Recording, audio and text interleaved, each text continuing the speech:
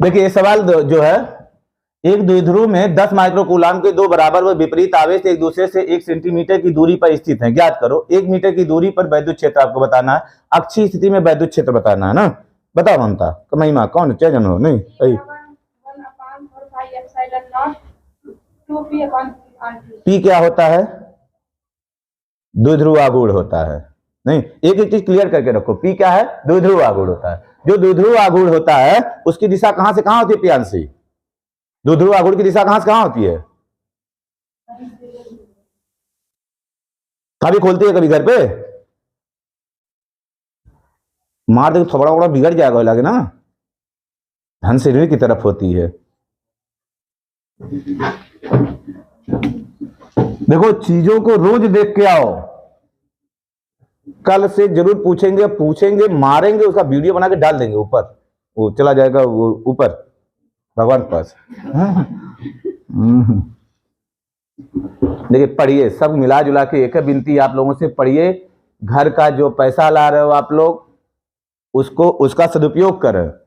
फुल्की खाने जाते हो, जब फुल्की खाने जाओगे 10 रुपया फुल्की खाएगा, 4 ठू देगा, कट देता खुशी 6 ठू, 10 रुपया 6 ठू देता है, लेकिन घाट लगा रहा तो भैया ठू और दे दो, वही में थोड़ा सा सूखा डाल के दे दो, भैया ठू और दे दो, भैया ठू और थोड़ा दे दो।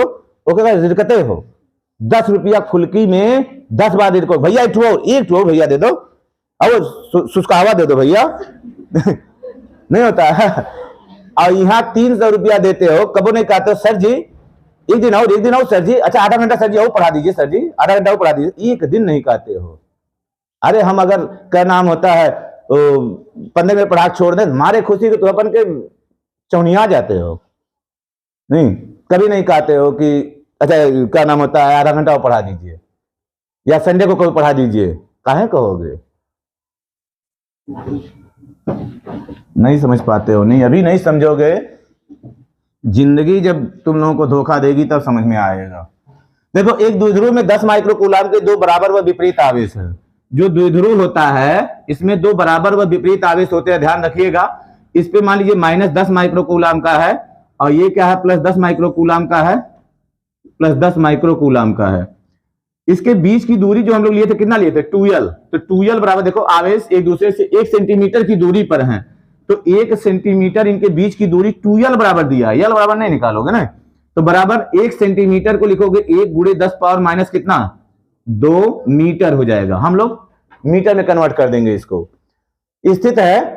और Q1 Q2 का मान जो लिखा है, Q1 बराबर कितना है, Q2 बराबर कितना हो जाएगा 10 माइक्रोकूलाम है ना, तो हो जाएगा 10 गुणे 10 पावर कितना होगा -6। तो ये ऊपर से तो घट जाएगा, एक पावर घट जाएगी इसमें से, तो 10 पावर माइनस कितना हो जाएगा 5 कूलाम हो जाएगा। ये क्या निकला आपको? आवेश निकल गया। तो पहले हम लोग द्विध्रुव आघूर्ण निकालेंगे, इसलिए द्विध्रुव आघूर्ण P बराबर हो जाएगा 2QL। भाई 2L एक साथ रहता है ना, 2L इंटू कितना हो जाएगा Q, तो 2L का मान रख दो, 10 पावर माइनस कितना हो जाएगा 2, और Q का मान कितना हो जाएगा 10 पावर माइनस 5, तो कितना हो जाएगा 10 पावर माइनस 7। ये कूलाम मीटर का हमारा गड़बड़ आ रहा है का? सही आप लोगों का भी 10 power minus 7 micro coulomb metre आएगा, ठीक है ना। उसके बाद देखो हमको अक्षीय स्थिति में वैद्युत क्षेत्र निकालना है, क्योंकि अक्षीय स्थिति में वैद्युत क्षेत्र होता कितना है, अक्षीय स्थिति में वैद्युत क्षेत्र कितना होता है, वैद्युत क्षेत्र E बराबर होता है 1/4 पाई एप्सिलॉन नॉट 2p अपान कितना होता है r³। r का मान देखो कितना लिखा, कितनी दूरी पे निकालना है, 1 मीटर की दूरी पे निकालना है ना। कहां से, ये तो दिया नहीं का, कहां से 1 मीटर की दूरी पे? द्विध्रुव से 1 मीटर की केंद्र से दूरी दिया गया, नहीं r का मान दिया गया है, 1 मीटर की दूरी पे निकालना है। ये हो जाएगा 9 गुणे 10 पावर 9 और 2p, 2 इंटू p का मान रख दो 10 पावर -7 बटे r का मान कितना हो जाएगा 1 मीटर। r बराबर यहां से यहां तक की दूरी लिखा है 1 मीटर लिखा है, तो 1 का क्यूब हो जाएगा, तो 9 दूना 18, गुणे 10 पावर 2 तो बराबर कितना हो जाएगा 1800 हो जाएगा ना। 1800 आपको क्या आएगा इसका वोल्ट न्यूटन पर मीटर। न्यूटन क्या होता है इसका मात्रा क्या होता है ई का, न्यूटन पर कूलाम हो जाएगा ना, इतना हो जाएगा। समझ में आया ना, न्यूटन पर कूलाम होता है, ई बराबर एफ अपान क्यू होता है ना। यहां से भी अरे कई मात्रक किसके निकलेंगे भी और बहुत से मात्रक निकलेंगे ना, वोल्ट पर मीटर भी होगा तो ध्यान रखना इसको। चलो ठीक है, अब लिखिए निरक्षीय स्थिति में वैद्युत क्षेत्र की तीव्रता। निरक्षीय स्थिति में वैद्युत क्षेत्र की तीव्रता हम लोग कैसे निकालेंगे।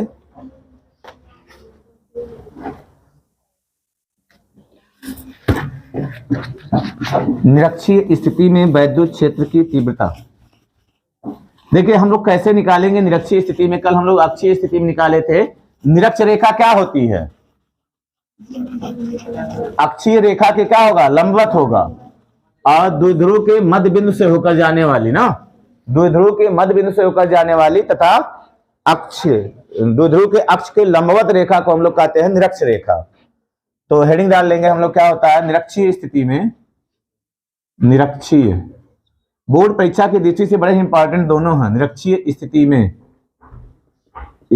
में वैद्युत क्षेत्र की तीव्रता, वैद्युत क्षेत्र की तीव्रता, निरक्षीय स्थिति में वैद्युत क्षेत्र की तीव्रता हमको निकालना है।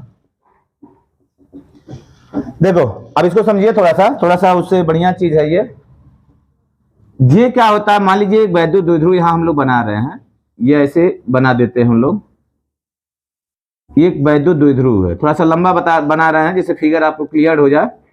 होता है बहुत कम दूरी होता है नहीं, ये है ये माइनस क्यू है और ये क्या है प्लस क्यू है। समझ में आ रहा है, इसका मध्य बिंदु है ओ, ये इसका अक्ष होगा, इसके लंबवत जो रेखा होगी वो निरक्ष रेखा कहलाती है।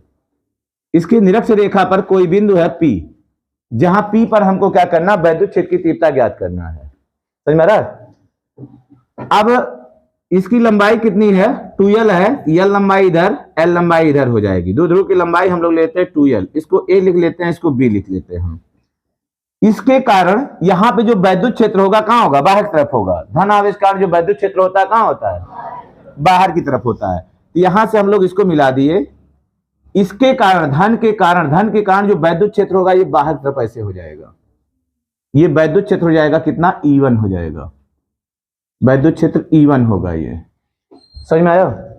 ऋण के कारण जो वैद्युत क्षेत्र होगा, देखो इस ऋण के कारण जो वैद्युत क्षेत्र होगा आकर्षण बल लगेगा ना, आकर्षण बल नहीं वैद्युत क्षेत्र, ऋण के कारण जो वैद्युत क्षेत्र होगा क्या होगा अंदर की तरफ होगा, क्योंकि ये क्या करेगा ऋण आवेश क्या करता है परीक्षण आवेश पे आकर्षण बल लगाता है। आकर्षण बल माने अपनी तरफ खींचेगा तो वैद्युत क्षेत्र की दिशा वही होती है। इसके कारण जो वैद्युत क्षेत्र हो जाएगा ऐसे, ये अब की बार इसके कारण जो वैद्युत क्षेत्र होगा ये E2 हो जाएगा। E2 माइनस क्यू के कारण वैद्युत क्षेत्र E2 है, E2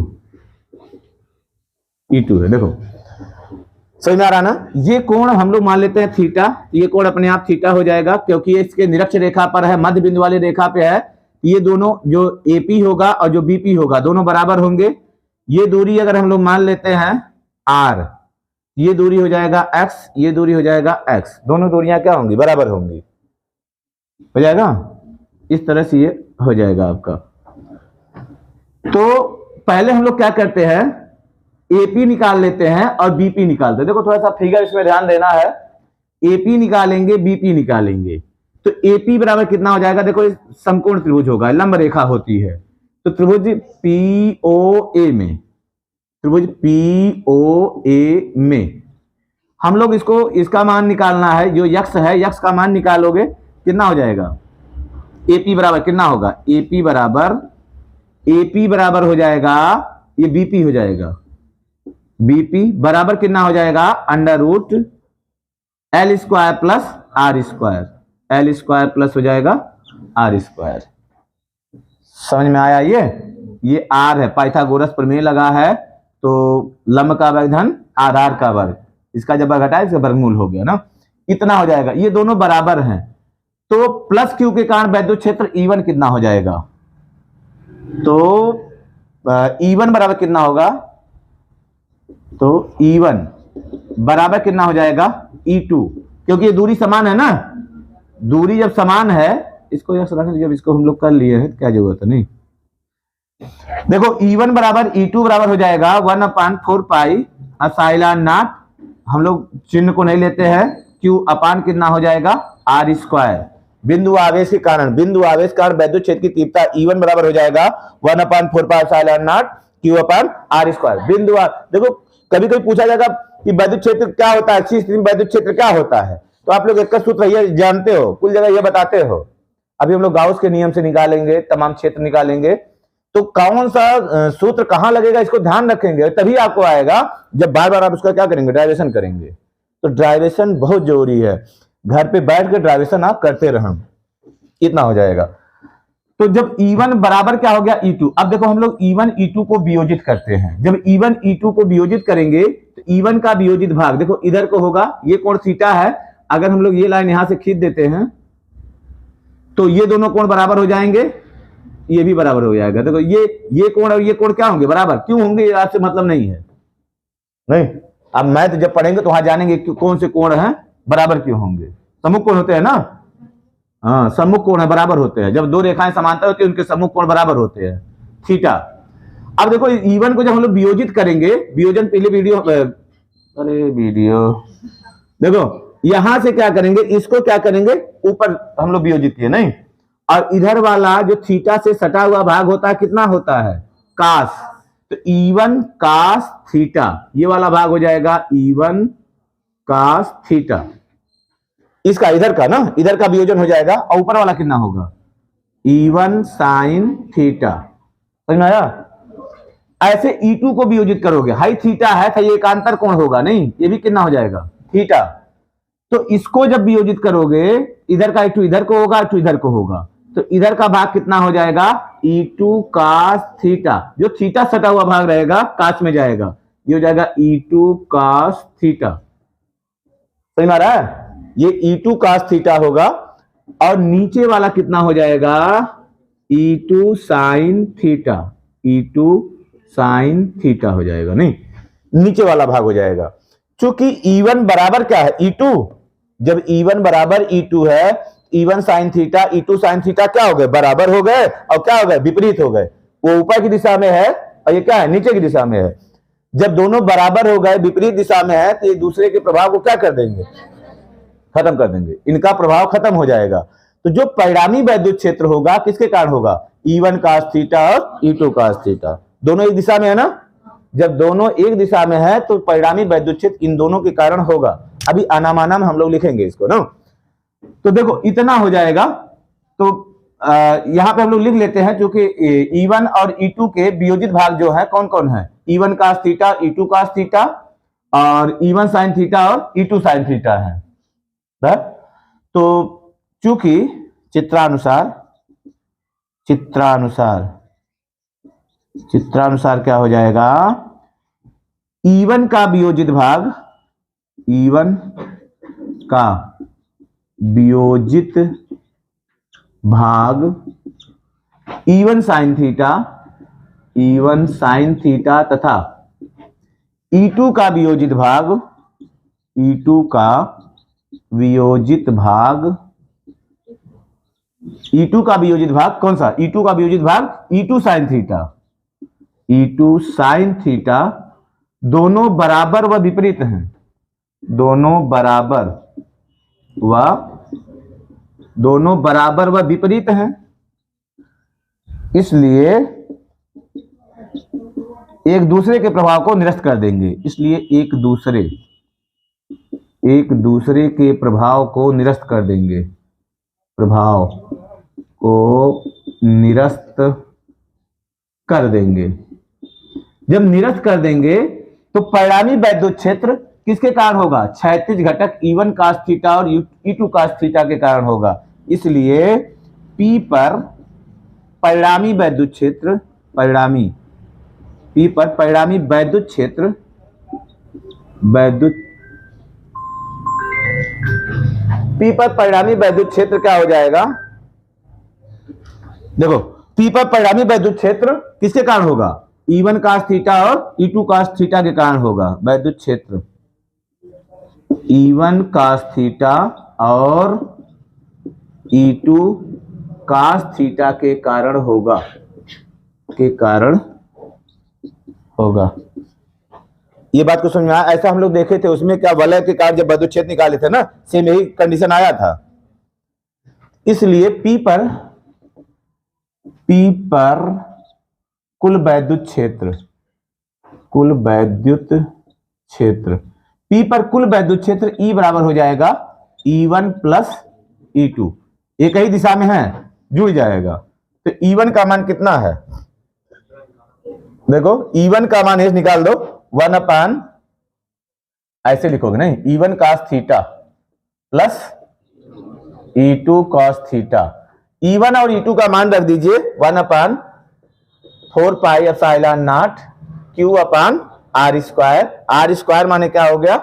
हमको यहाँ R नहीं लिखना चाहिए था, क्या हो जाएगा? ये जो यक्स लिखे थे नहीं, यक्स सही था, क्या हो जाएगा? X square. यहाँ पे हो जाएगा एक्स स्क्वायर, कुछ भी मान सकते हो आप, कॉस थीटा प्लस यहाँ पे हो जाएगा वही चीज 1 upon 4 pi epsilon not Q upon x square cos theta. दोनों समान है ना, तो जुड़ जाएंगे, हाथी प्लस हाथी, दो हाथी, यानी ये हो जाएगा 1 upon 4 pi epsilon not 2Q cos theta बटे कितना हो जाएगा? X square. ये समझो 2Q लाए हैं क्योंकि दोनों चीज क्या है? समान है। अगर मान लो यहाँ अल्फा लिखा होता, यहाँ अल्फा लिखा होता, तो अल्फा अल्फा कितना हो जाता? 2 अल्फा। तो 2 अल्फा माने 2 ये आ गया ना, समझ जाना। देखो चीजों को जब समझोगे तो रटना नहीं पड़ेगा, आपको समझने का प्रयास करना ना। बराबर कितना हो जाएगा? 1 अपान 4 पाई एप्सिलॉन नॉट। अब एक्स स्क्वायर माने क्या हो गया? यही एक्स बराबर हो जाएगा, एक्स बराबर इतना है तो एक्स स्क्वायर बराबर क्या हो जाएगा? L square plus R square. तो 2Q बटे एक्स स्क्वायर कितना हो गया? L square plus R square. L square या अंडर रूट में जब करोगे L square plus R square का क्या हो जाएगा? Whole square into cos theta. Cos theta बराबर हो जाएगा आधार बटे कर्ण, आधार बटे कर्ण। तो आधार माने कितना हो गया? एल अपान कर्ण कितना हो गया?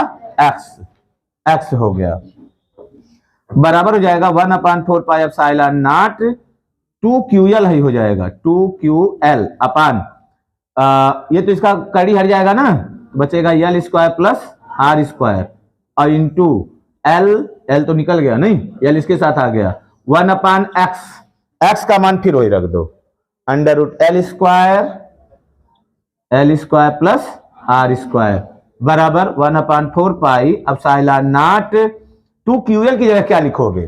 P, द्विध्रुव आघूर्ण, ये हो जाएगा P अपान, इसको एक लाइन और लिख देते हैं, L square plus R square,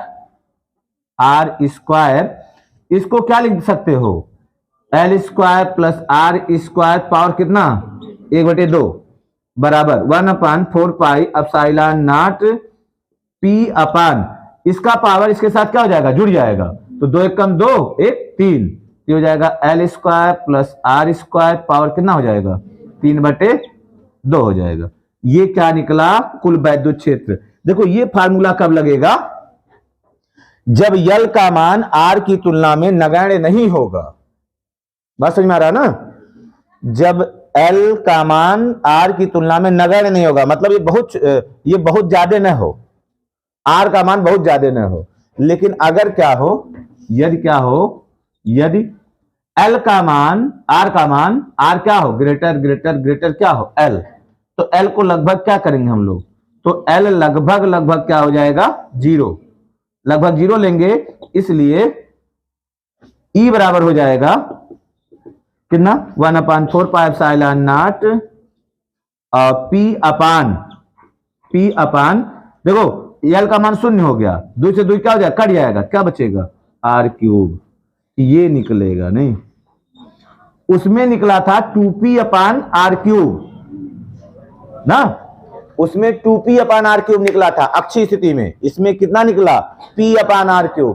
किसमें अधिक होता है, अक्षीय में, दूना था इसका, हो जाएगा ना।